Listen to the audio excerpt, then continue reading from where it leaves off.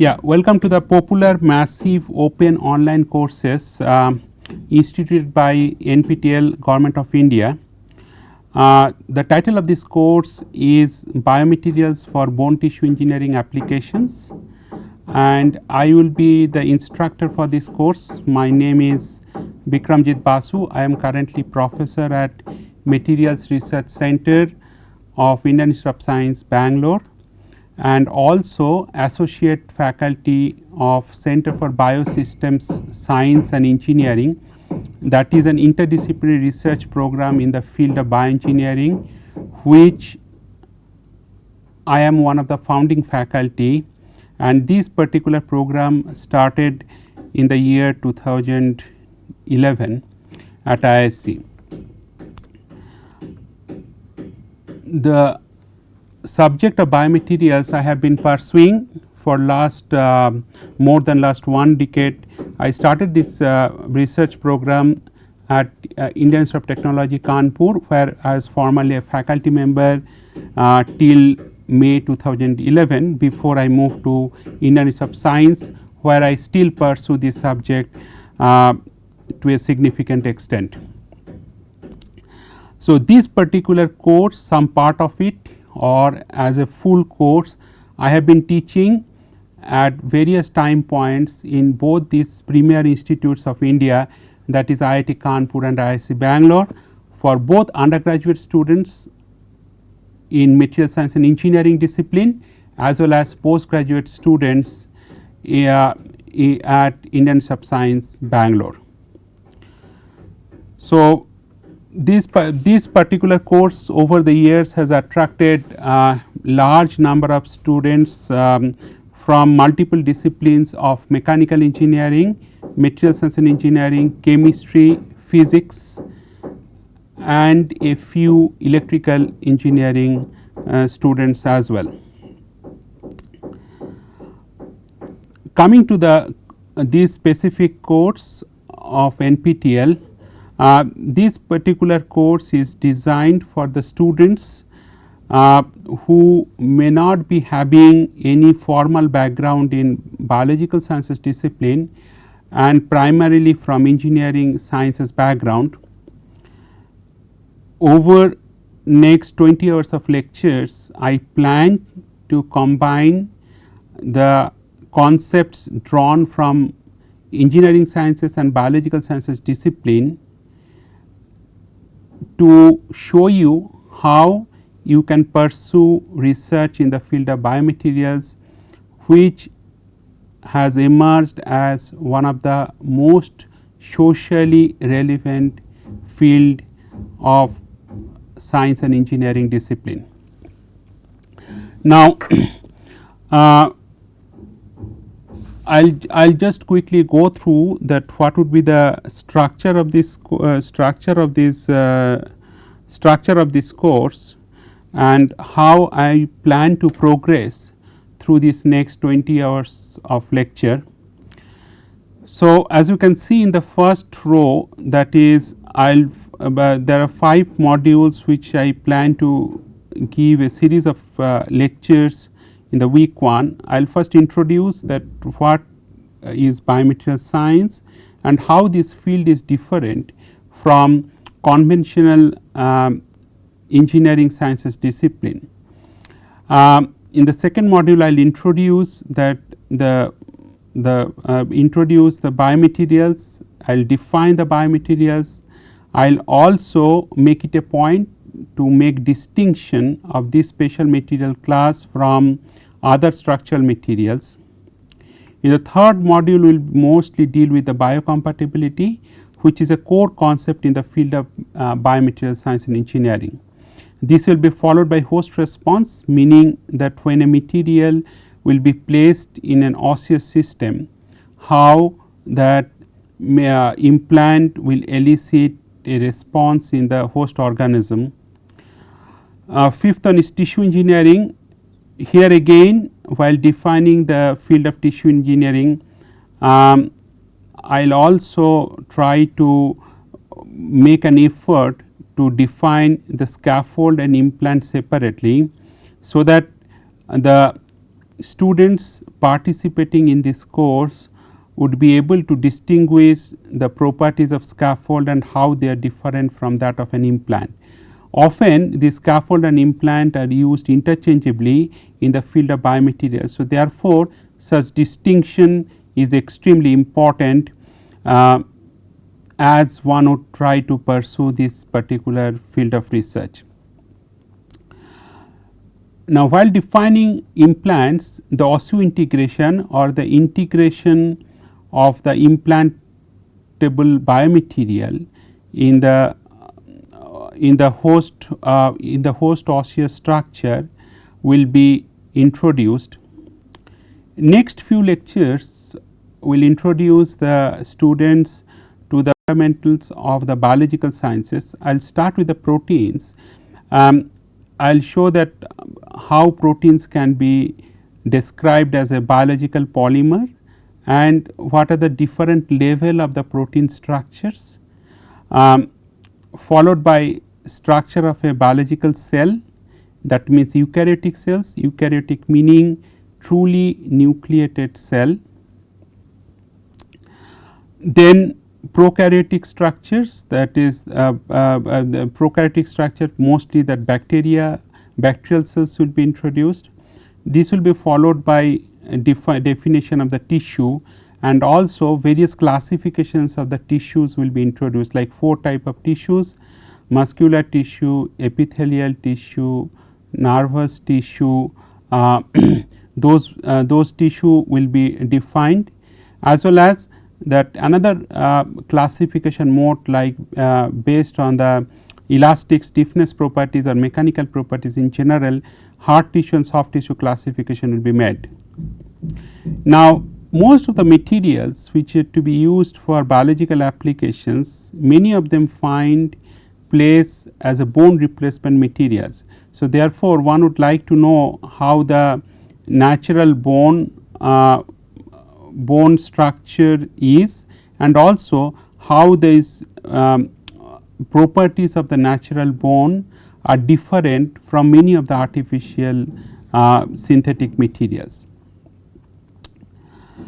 Now, one of the core concept in defining biocompatibility is the cell material interaction. Now, this cell material interaction is a very important, is of significant scientific importance, and this will be dealt in couple of lectures in this particular course. In particular, I will touch upon the cell signaling process, means like how 2 neighboring cells can cross talk with each other, and also how different kind of signaling mechanism lead to better cell material interaction. And this will be followed by cell fate processes, like different cell processes like cell proliferation, cell division, cell differentiation also will be introduced. One of the cells that has received worldwide attention in last few decades is the stem cells. Now, stem cells are unspecialized cells which can differentiate to various specific lineages, giving rise to a large number of different cell types with different functionality. In view of its predominant importance in the tissue engineering research and regenerative medicine, the stem cells will be introduced at that time point. This will be followed by in vitro testing and in vivo testing. In vitro means like biological testing which is carried out using petri dishes or glasswares, and in vivo testing means preclinical testings or biocompatibility testing in an animal model. So, what are the various in vitro testing that are used to analyze the cytocompatibility, like cell level compatibility, that will be discussed, and this will be followed by in vivo testing, that is essentially how a material when implanted in an animal model will have compatibility with the surrounding tissue structure. Now, once this in vitro testing and in vivo testing is done, in vivo testing discussion is completed, we will discuss about that how this biomedical device prototype can be developed using a appropriate manufacturing technique, and what are the different biomechanical testing that can be conducted on these device prototypes. And this biomechanical testing would include different joint simulator testing in the context of bone tissue engineering applications like hip simulator, like knee simulator, etc. Now, once an implant or device passes through all these series of testing, it will go to finally the clinical trials. And one of the things that we will be discussing, that how to take approval or ethical committee approval for the clinical trials, and for that how one should design the clinical trial study. So, this is very important because this involves that voluntary human patients participation to receive certain implants and see that how different outcome measures of such a clinical trial, which can be either single centric or multicentric clinical trials, can be properly analyzed. Next few lectures I will discuss different metallic implants, bioceramics, biopolymers and biocomposites, with some emphasis also on bioceramic coatings. Now, specific examples that I am planning to deal in this course would include largely on the hydroxyapatite based materials development, including hydroxyapatite titanium composites, to demonstrate that how the fracture toughness of hydroxyapatite can be significantly enhanced or significantly improved using the addition of titanium. At the same time, how titanium addition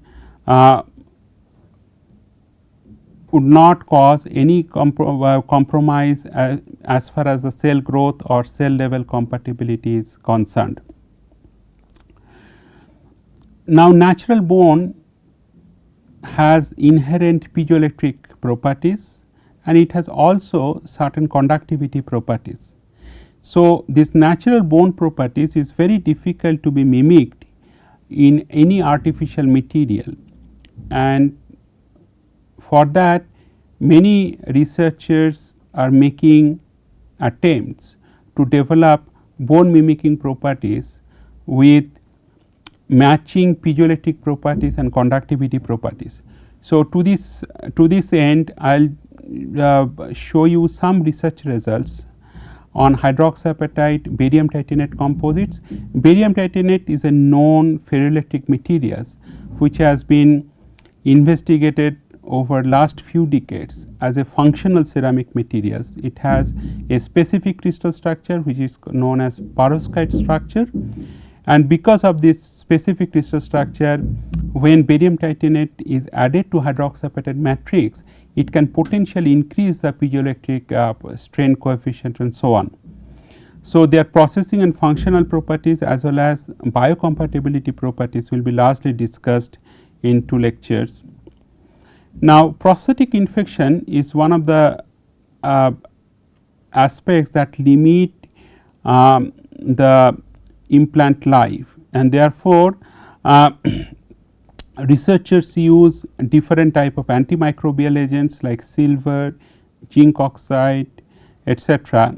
So, in more than one lectures I will try to address that how zinc oxide addition can improve the antimicrobial properties with uncompromised cytocompatibility property in hydroxyapatite zinc oxide composites. While titanium is used as an dental implant materials, however, this crown of the dental implant materials can be made of this either glass ceramics or zirconia alone, and there is a recent technological advances in terms of fabricating all ceramic implants as far as the dental restoration is concerned.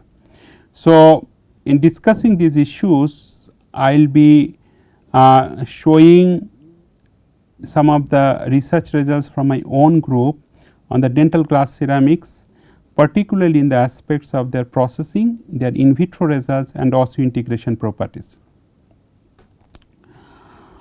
Now, one of the success story as far as the biomaterial application is concerned involves their use as total hip joint replacement. In the typical total hip joint replacement, people use titanium stem, and on the top of it you have a femoral head, and in this femoral head will be in conformal contact with the acetabular sockets. Now, this I will explain this particular aspect with more details in the coming slides. However, at this point I would like to mention that this ultramolecular polyethylene based acetabular socket has been clinically used for quite some time, but this particular material has issues related to their wear resistance property, and therefore, the long durability of this kind of total hip joint replacement has often been an issue, particularly when ultramolecular polyethylene is used. So, we have made an attempt to address this issue in our research both at IIT Kanpur and Indian Institute of Science. So, some results will be shown here to demonstrate how high density polyethylene, hydroxyapatite and alumina based composites can be a potential alternative to ultramolecular polyethylene, and to this extent I will show you that how compression molding of the acetabular socket can be accomplished and to give a patient specific dimensions and so on. The next two lectures will mostly involve on the prototype development of the zirconia toughened femoral ball head and acetabular socket, and there are some device related device performance limiting some properties also would be introduced. This entire course will be summarized with respect to both biomaterials processing and biocompatibility characterization, and with a take home message that one has to carefully analyze in a very logical manner the biocompatibility property of a synthetic material, and much emphasis should be given while designing this biocompatibility assessment on their targeted application. So, now I will show I would like to acknowledge various textbooks and reference books which I have taken some notes, some figures, some tables from various books. I would like to mention one by one. First one is that by Michael Ashby's book, Michael Ashby, Shercliffe and Cabon, that is Materials Engineering Science Processing and Design, published by Elsevier in 2009. Second one by Callister, that is Fundamentals of Material Science and Integrated Approach by John and Wiley. Third one is our own book, that is myself with two of my colleagues from IIT Kanpur, Dr. Dhirendra Katti and Dr. Ashok Kumar, Advanced Biomaterials, Fundamentals, Processing and Applications, again from John Wiley and Sons. The first edition was published in 2009 and we are currently planning to publish the second edition. Fourth one has been widely used as a textbook in the field of biomaterials, and this book is written by Buddy Ratner from University of Washington, Seattle, with three of his colleagues, Hoffman, Schwett and Lemons. The title of the book is Biomaterial Science: An Introduction to Materials in Medicine, and it is the second edition of this book is published in 2004. Fifth one again is from my own book with one of my colleague, Dr. Kantesh Balani from Indian Institute of Technology, Kanpur. The title of the book is Advanced Structural Ceramics. The ceramic part of this course I will be largely dealing from this our own book. It is again published by John Wiley and Sons in 2011. Sixth one is Silver and Christiansen, that is Biomaterial Science and Biocompatibility, that is published by Springer, New Jersey. Seventh one is by Jonathan Black, Biological Performance of Materials, Fundamentals of Biocompatibility, that is published by Marcel Decker, New York 1999. So, some of these books are the cover page are shown here, and the left one is this I was just mentioning a few minutes ago, that is an introduction to materials in medicine, that is by Buddy Ratner and his colleagues. The right hand side this cover page is Tissue Engineering by Paulson, Hubble, Plonsey and Brongino and published by CRC Press. Sangeeta Bhatia from MIT has written one more book on tissue engineering with his colleague Paulson, and Principles of Tissue Engineering, that is again edited by Bob Langer from MIT with his two of his colleagues, Dr. Lange and Dr. Vacanti. The title of the book is Principles of Tissue Engineering. The left one is our own book, that is this Advanced Biomaterials Fundamentals, Processing and Applications. This is an edited book, and the foreword is written by late Professor Larry Hange. Structural ceramics, again by our own group and with my colleague and Dr. Balani from IIT Kanpur. Many research results that I will be showing you during the course, during this particular course, are possible because of the financial support from multiple funding agencies in India and some of the international funding agencies. We have been receiving continuous financial support from Department of Science and Technology, Government of India, Council of Scientific and Industrial Research, Department of Biotechnology, again Government of India, DST UK India Education Research Initiative funding, Indo-US Science and Technology Forum, Defense Research and Development Organization and Indian Space Research Organization. Now, although many of you are from engineering sciences background, however, I thought that it is worthwhile to show you this very first slide, that what is material science. So, the core concept in material science is that it is a structure property correlations for variety of materials. So, if you change the structure of a materials, the properties are bound to vary, and then structure meaning that structure can be at different length scales, like that atomic scale structure can be at the grain level structure, microstructure as well as the macro structure. And the moment you change certain length scale morphology of certain microstructural elements, for example, grain size is a typical example that is being given in various classroom lectures to material science undergraduate students. Now, if you change the grain size, the strength property will definitely be influenced, and according to Hall-Page relationship, that coarser the grains, inferior the strength property. In other words, if somebody wants to increase the strength of a material, then one has to go down in the microstructural length scale in terms of the grain size. So, finer the grain size, better is the strength property. However, this kind of direct correlation between the structure, microstructure and biocompatibility property, which is a central theme of the biomaterial science, is difficult, is not possible simply because of the fact that biocompatibility property is more dependent on the surface properties rather than more on the bulk properties. And any biological response, like be it protein adhesion, be it cell adhesion, cell proliferation and differentiation, is more driven by the cellular microenvironment. Now, this cellular microenvironment in the context of biomaterial science also involve the surface properties, but at the same time various other factors also would influence this biocompatibility property.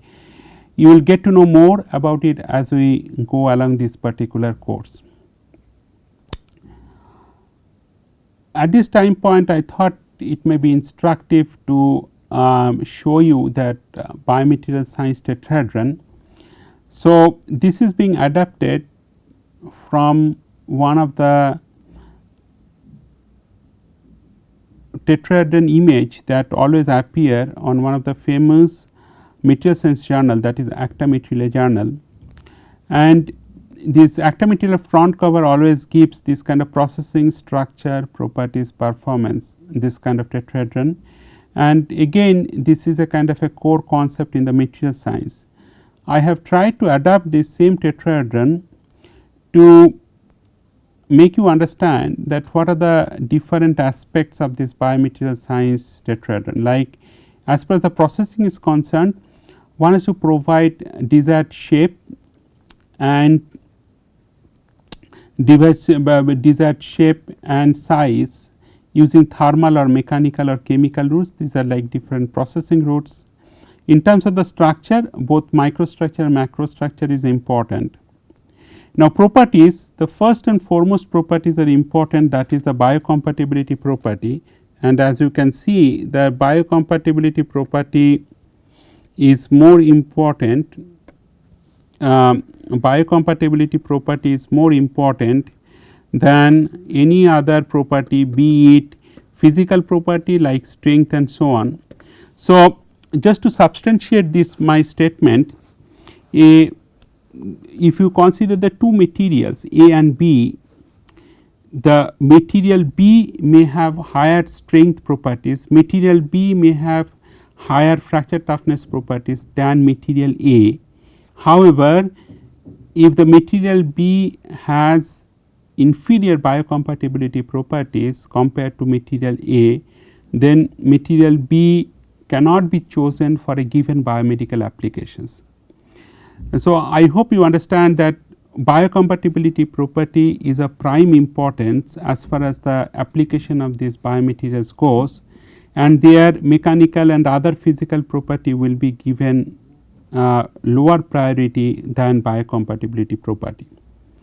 Now, finally, the performance of these materials need to be assessed, that how these materials can be finally useful to treat certain human diseases, and therefore, this human disease model needs to be considered while developing these biomaterials. Now, some of the common human diseases may be orthopedic applications like osteoarthritis or osteoporosis treatment. There can be cardiovascular applications like stents and so on. So, where shape memory alloys like nickel titanium based alloys are used. There can be neurodegenerative diseases, and neurodegenerative diseases may require for the nerve replacement and so on by some compliant materials, elastically compliant materials. So, these are some of the applications where biomaterials play an important role, and any time if the device design concept is changed, or at any given point of time if the material composition is changed to any significant extent, then this material is to be tested all through the way from the physical property measurements to the biocompatibility assessment, both in vitro, in vivo or preclinical study, and then subsequently to clinical trials before this material can be considered as biologically safe to be used in biomedical applications. Now, the above the preceding discussion can be summarized to some extent with this interaction triangle. So, what we call this interaction triangle, and that this base